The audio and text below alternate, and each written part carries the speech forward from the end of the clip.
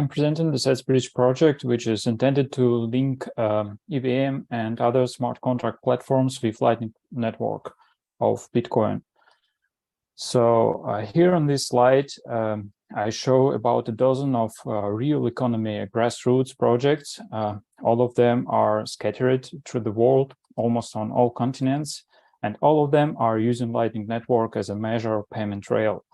And except only one, Montelibero project from Montenegro is actually using some other kind of blockchain, so it's Stellar, but they are also interested in wrapping Bitcoins. And it means that they are somehow tokenize Bitcoins for their own tokenomics needs. And on the other side, SatsBridge project is intended to be a door into DeFi space from the Bitcoin side for Bitcoiners. And here, for example, I have collected some feedbacks from Bitcoiners who are using DeFi one way or another. And this example is related concretely to the SBV crash and short-term USDC DPEG. And what if we just replace one stablecoin with self-custodial BTC and allow users to channel liquidity from their DeFi platforms to directly into their Lightning Network nodes? And currently, one estimation for a whole market of the bridges is 174 billion by 2030, and we think that SatsBridge may be a player on this market and have a niche. Another thing for our project is we may actually also channel liquidity from a nascent field of the tokens in Lightning Network. There are about 3 protocols which are going to be released soon on the mainnet. So this is famous Taproot Assets by Lightning Labs. This is RGB protocol for client-side validation and OmniVault, and all of them one way or another target tokenization. And in the first place, that might be stablecoins. At least 2 of them are supported by Bitfinex, and which means that they are supported by USDT Tether too. And since all these tokens will be issued on the Lightning Network, it makes sense to build an additional bridge from Lightning Network tokens into other protocols, which are Ethereum, Binance Chain, or Tron, for example, which are forks of Ethereum originally. And there is a growing amount of exchanges also working in Lightning Network, and they're kind of stuck in this network, and they actually may be used as hubs. But since SEC undertakes an aggressive measures against exchange, and all of them introduce KYC, SatsBridge may play in this field too. So what is the main way before Lightning Network to issue tokens on EVM chains, on Ethereum, on Tron, etc.? So it was mainly on-chain instrument, which has their own disadvantages like slow finality. That means that transaction on the Bitcoin chains needs to be confirmed, and usually it's from 2 to 6 confirmations. And also there may be a network congestion, which reduces an economic efficiency of the tokenization on the Bitcoin chain, and channeling liquidity into other chains. And also it may slow down an actual process of the tokenization and actually hurt user experience. And there is also the largest tokenized Bitcoins is WBTC, which means wrapped Bitcoins, and they are maintained custodially by the Federation of Custodians, with the largest one is BitGo. And albeit they haven't compromised themselves, we have really bad examples when, for example, Grayscale BTC was managed that way that they were hypothecated multiple times among different players on the market.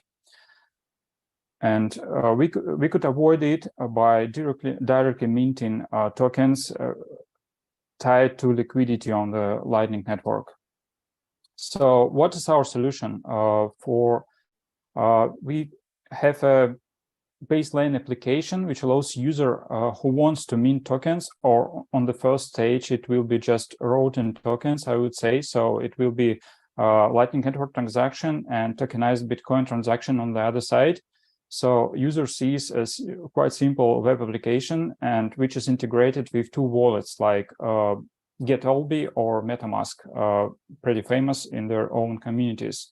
So on the Lightning Network leg, we have pretty quite much different wallets, and they just continue to appear. Currently, I'm counting about 20 different wallets which support Lightning Network. So it also says about the actual adoption. And on the Ethereum leg, I think there are 2 or 3 wallets which may be integrated with this bridge. And we are working currently on integration with MetaMask and almost finished it with Wallet Connect, which provides seamless integration with our application. And bridge may connect in the first place between Lightning Network and EVM layer 2 protocols like Polygon, for example, or some other solutions. And we can experiment with lower fees and benefits from them, because they also have some decentralized exchanges and they also have WBTC tokens. And also all of that, since it will be non-custodial operation, it doesn't require any KYC, and it will be in accordance to recent regulation improvements in Europe. So, and another idea of our project Ilya. is build. Thank you for the pitch. Sorry, the time is up. Oh, okay. Yep. I would like to welcome the judges again for the Q&A. So, any questions? Yeah, I'm afraid we were not able to grasp the whole pitch. So I will try to explain my understanding. So what you effectively do is you're bridging the Lightning Network liquidity, which is effectively Bitcoin, with all EVM L2 liquidity, which is there. So you want to create that seamless bridge. So if I have some liquidity, I don't know, like on Ethereum or Polygon or whatever, I can convert it to liquidity on Lightning Network and vice versa. Am I right? Exactly. And on the first stage, it will be just wrote in node. It means that you can use your tokens and convert them into Satoshis and vice versa. But the main focus will be on wrapped Bitcoins. And we may additionally introduce products like connections with decentralized exchanges. So they may be semi-automatically or automatically convert some various tokens, others, into wrapped BTC, and then wrapped BTC will be routed onto Lightning Network. And since normally settlement time in Ethereum finality is in the first block, and blocks is kind of fixed time, I believe it's 6 seconds or something. And normally settlement on the Lightning Network is around, maximum 10 seconds or something, maybe longer, but if actually used some special types of payments. And it means that it will be near instant operation. Okay, maybe if there is some conversions of some other tokens other than WBTC, it may need some additional time, since in the same block, I'm not sure that it will be always working. Okay, and my other question is that you actually targeted some kind of custodian problem and centralization problem as something which is tackled with your solution. But the thing is that WBTC is the same derivative, which is controlled by a group of custodians. Mitigating the custodian problem, we're again working with the custodian. So what's your point on that?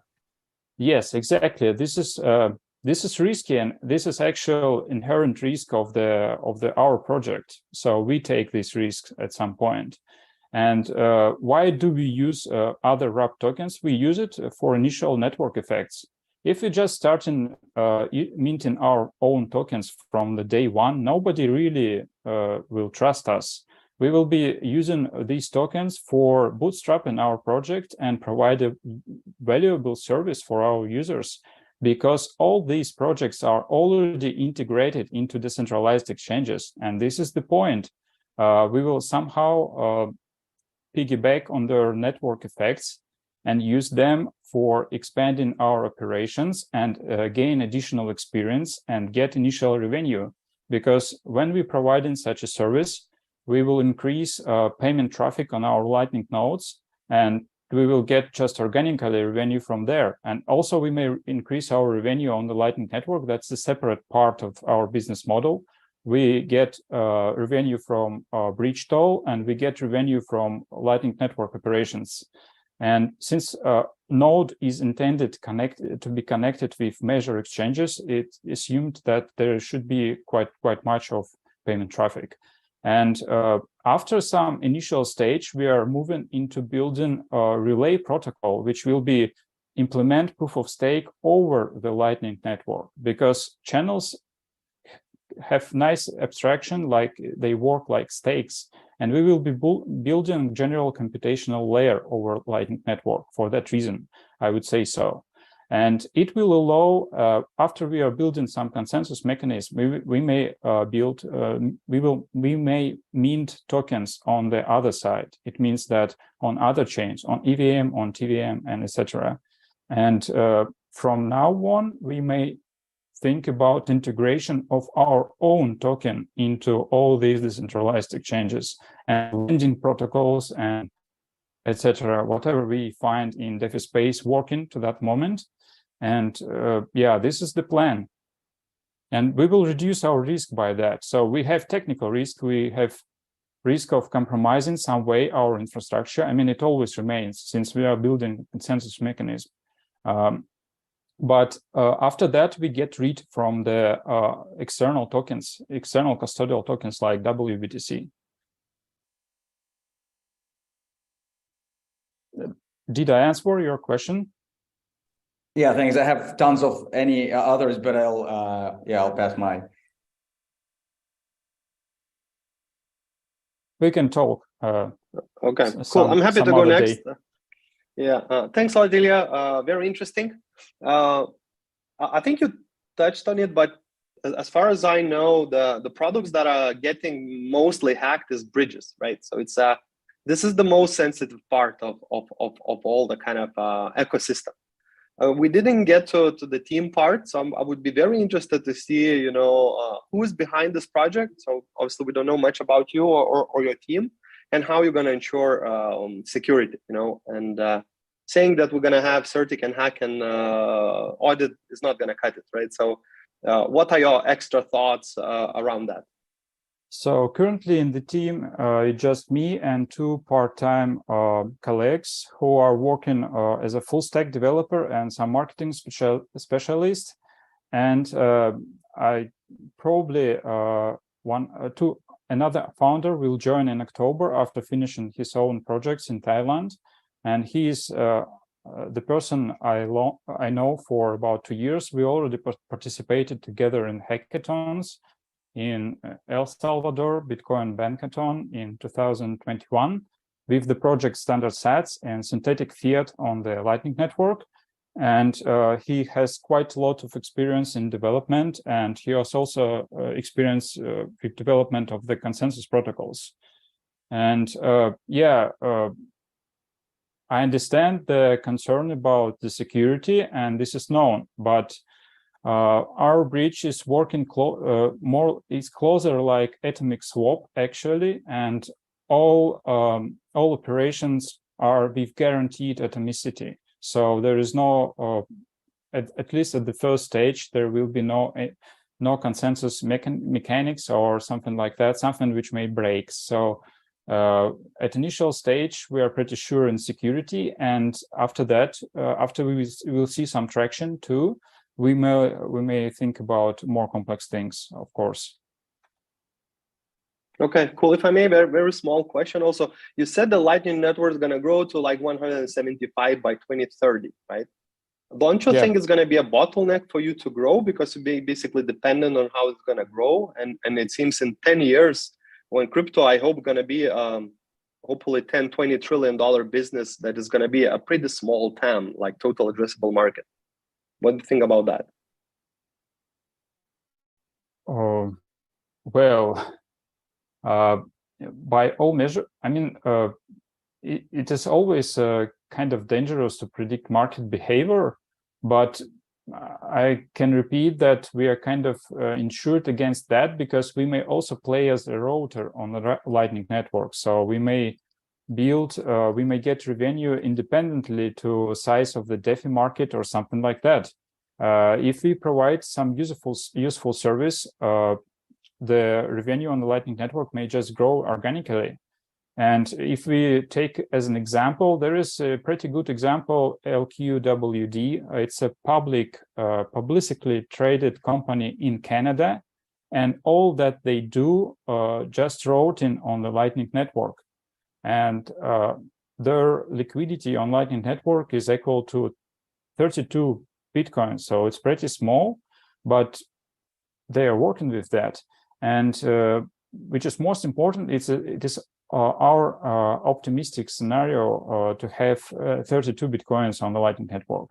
And there may be some organic limits to grow, but also the point is that we are betting all in onto Bitcoin. So Bitcoin is the most decentralized currency, and even if the regulators will be really aggressive, there is small chance that DeFi, or at least quasi-DeFi at some point, and there is also DeFi on Bitcoin, will continue to exist. And what do they use? So if the next day regulators came after Tether, it means that almost $50 billion become worthless. But on the other side, it means that Bitcoins become ultimately valuable for the same reason. They will provide, they will be the lifeblood of this whole economy. And we will be sitting on that place anyway. It's a big bet that Tether will go under the water for you to have a very huge market. No, I mean, it's not a risk. Cool. I'll just hand it over to Mickey. Sorry. Yeah. No, but it's very interesting, Ilya. I would like to learn more.